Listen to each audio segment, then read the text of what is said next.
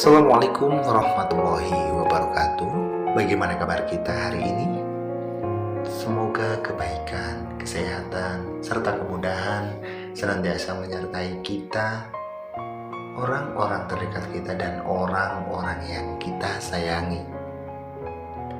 Pemirsa dan pendengar yang dirahmati oleh Allah, pada kesempatan kali ini kita akan bersama-sama membahas kebiasaan sederhana untuk mengasah kemandirian anak saat usia dewasa. Bapak, Ibu, Bunda, Ayah yang luar biasa, perjalanan mendidik seorang anak hingga menjadi remaja, hingga menjadi dewasa tentu penuh dengan tantangan dan memang tidak mudah. Mandiri di sini yang akan kita bahas bukan mandiri yang mampu melakukan berbagai aktivitas sendiri, misalnya makan sendiri, ganti baju sendiri, memakai sepatu sendiri. Bukan itu, melainkan tahapan dan metode bagaimana mengasah kemandirian anak. Adapun beberapa hal-hal yang ringan, yang sederhana, yang bisa kita lakukan dalam pola asuh membesarkan putra-putri buah hati kita tercinta yang mungkin mudah kita lakukan. Tip yang pertama yakni ajarkan mereka untuk membaca buku. Membaca buku ternyata tidak hanya melatih kemampuan membaca. Membaca buku yang runtut sejak awal hingga akhir cerita akan mampu melatih kesabaran dan membentuk anak untuk bisa mengendalikan dirinya. Anak pun dapat memahami bahwa cerita memiliki alur dan pesan moral. Dalam sebuah buku bacaan yang ia sayangi mungkin, sesuaikan dengan karakter mereka. Artinya apa? Ketika dia di usia remaja mungkin tentang komik-komik, usia menjelang dewasa mungkin artikel-artikel yang dimana isinya mengandung ilmu dan pesan-pesan moral.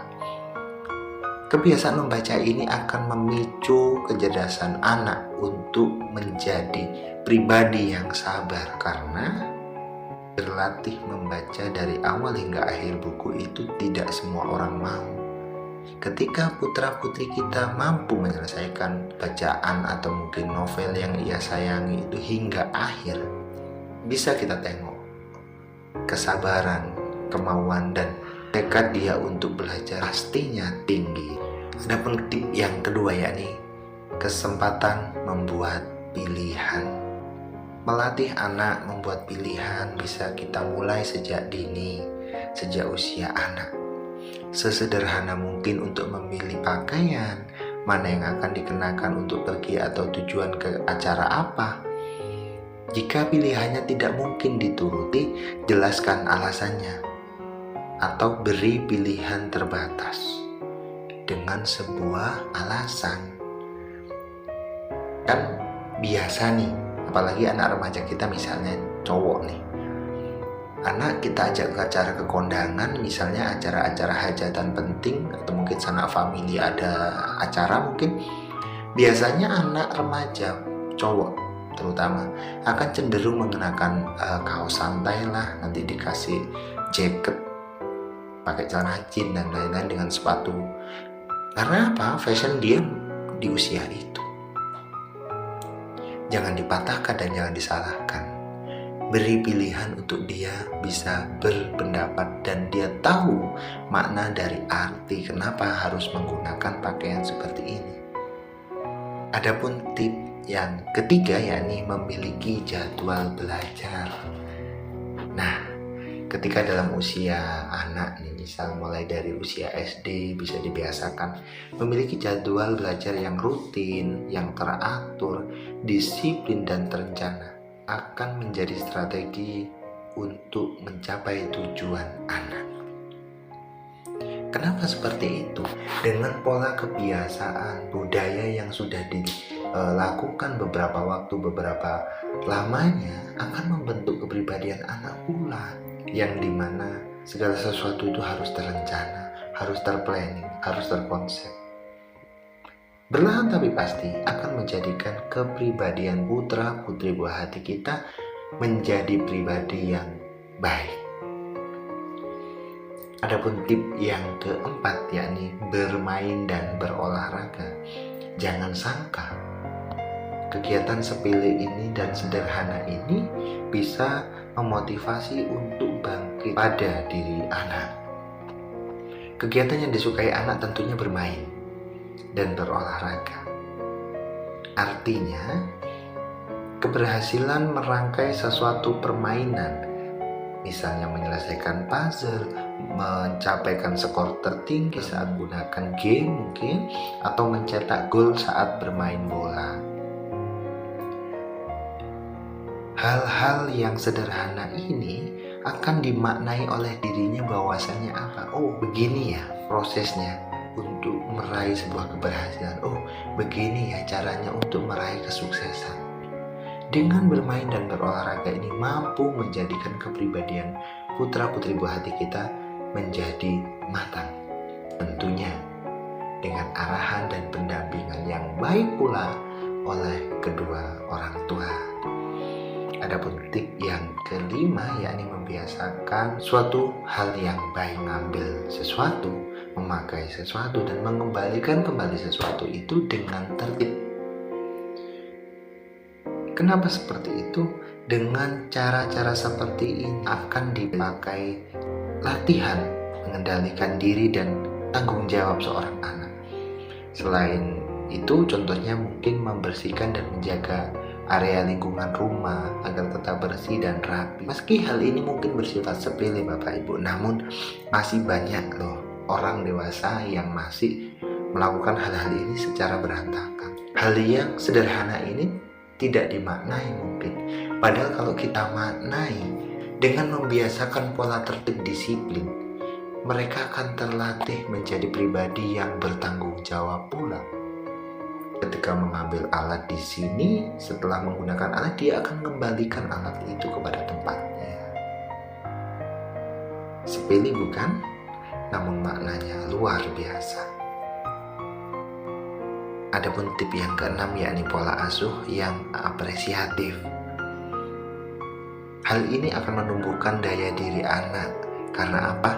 Anak terbiasa untuk bisa berdialog, didengarkan pendapatnya, diajak membuat sebuah kesepakatan, diapresiasi bentuk keberhasilannya, dan mau menjalani konsekuensi dari sebuah kesalahan agar tidak terulang kembali. Beri kesempatan anak untuk berpendapat, ajak anak untuk berdialog, dan mintalah pendapat atau mungkin pemikiran dari anak kita untuk menentukan sebuah hal keputusan. Ini tentunya akan menjadikan dirinya berharga dan merasa berguna. Karena apa? Ada nilai, ada pesan yang dia sampaikan dan itu diapresiasi. Hal-hal seperti ini akan memicu kematangan putra-putri buah hati kita, sehingga mereka akan menjadi pribadi yang kuat dan kokoh dalam menentukan sebuah pilihan. Adapun tip yang selanjutnya, yakni terlatih membedakan wants and needs. Apa makna di sini? Want adalah sebuah hal yang dia inginkan. Need adalah sebuah hal yang dia butuhkan. Nah, kita akan mengajarkan anak-anak kita dengan pembahasan, dengan pengertian yang dimana yang akan perlu diutamakan, yakni sebuah kebutuhan, bukan keinginan. Salah satu contoh nih, dalam kegiatan berolahraga mungkin anak ingin karena mungkin eranya ya, mau les skateboard karena keren. Anda bisa bertanya pada mereka, apakah hal tersebut akan mengubah hidupnya? Dari pertanyaan-pertanyaan ini anak akan bisa berpikir dan membedakan apakah ini menjadi sebuah tujuan atau sekedar ikut-ikutan. Ya, adik ingin belajar voli, tanya dan berikan kesempatan dia untuk berpendapat. Ya, anak ingin belajar sepak bola, dan mintalah alasan apa saat mereka memilih dan menentukan pilihan tersebut. Jika pilihan mereka menjadikan sebuah keputusan yang masuk di akal dan bisa kita pertimbangkan, kita ikuti dengan beberapa jaminan.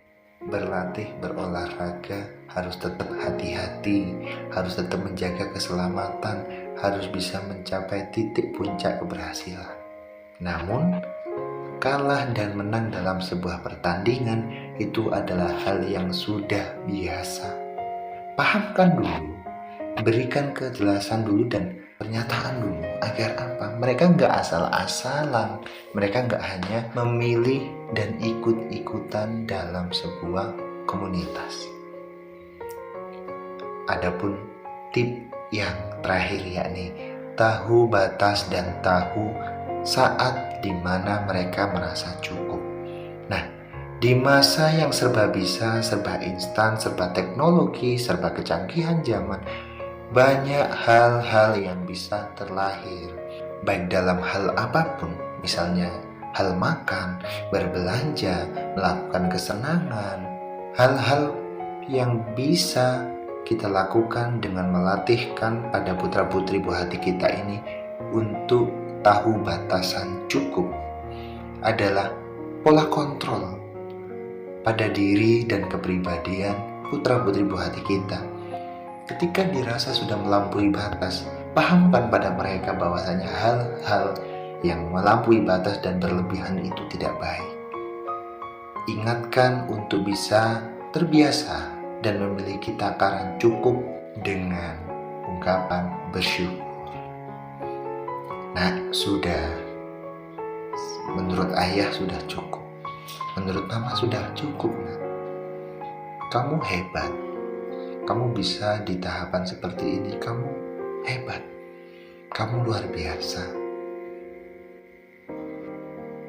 Jika kita lakukan secara konsisten dan istiqomah,